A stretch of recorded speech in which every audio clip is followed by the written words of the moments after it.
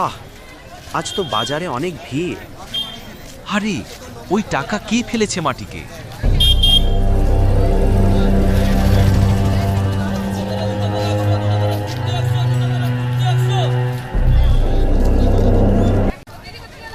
আরে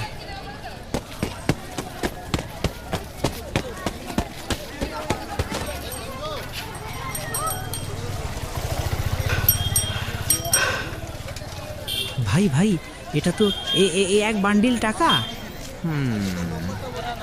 এই টাকাটা কার হতে পারে? এত টাকা রাখি নাকি নিজের কাছে, কেউ জানবেও না।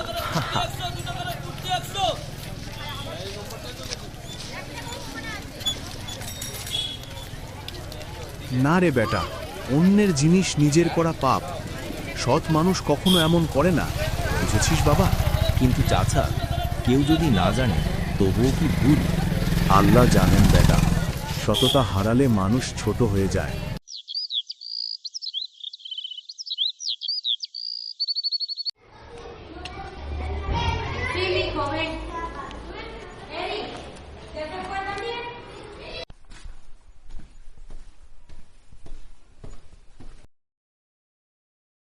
রহিম, কি ব্যাপার? তোমাকে একটু চিন্তিত লাগছে। মাস্টার সাহেব, আমি আজ বাজারে টাকা পেয়েছি, ভাবছি ফেরত দেব কিনা। সৎ সিদ্ধান্ত নাও রহিম, হয়তো যিনি হারিয়েছেন তিনি কষ্টে আছেন। হা ভাই, আপনি যদি ফেরত দেন সবাই আপনাকে সম্মান করবে।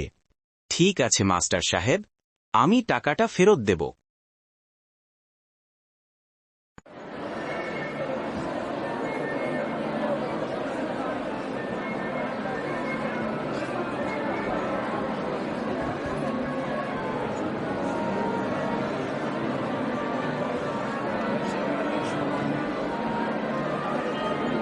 যাই দেখি কাউকে খুঁজে পাওয়া যায় নাকি। কে যে এই টাকার ব্যাগটা ফেলে গেল কে জানে। আরে, কেউ আমার টাকা দেখেছেন? সকালের দিকে পড়ে গেছে মনে হয়। চাচা, আপনি কি এই টাকা খুঁজছেন?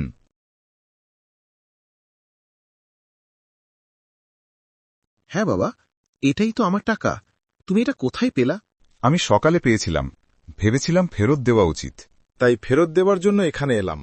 আর এসে দেখি আপনি এখানে দাঁড়িয়ে আছেন এবং আপনার হারানো টাকাগুলো খুঁজছেন। আল্লাহ তোমার মঙ্গল করুক, তুমি খুব ভালো কাজ করেছ।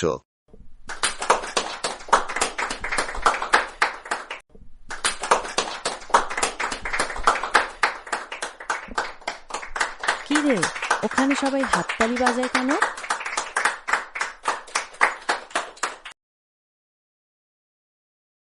আচ্ছা আঙ্কেল, এখানে কি হয়েছে?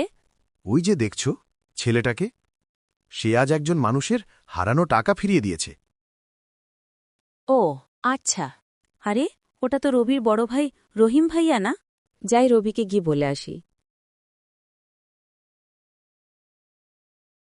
আরে রবি, জানিস আজকে রহিম ভাইয়াকে বাজারে দেখেছিলাম। তিনি একজনের হারানো টাকা ফিরিয়ে দেওয়ায় সবাই তার জন্য হাততালি দিচ্ছিল। ও তাই নাকি? তাহলে আজ সন্ধ্যায় এটা নিয়ে কথা হবে আমাদের বাসায়।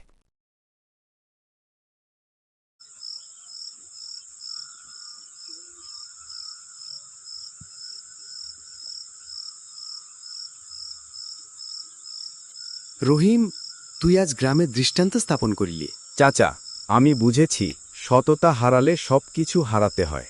আমার ছেলে আজ আমাকে গর্বিত করেছে। এটাই শিক্ষা, সত্যের পথে চললে মন শান্ত থাকে। হা এখন সবাই বলবে রহিম ভাই সৎ মানুষের প্রতীক। তাহলে বন্ধুরা বুঝেছ, সততাই আসল শক্তি।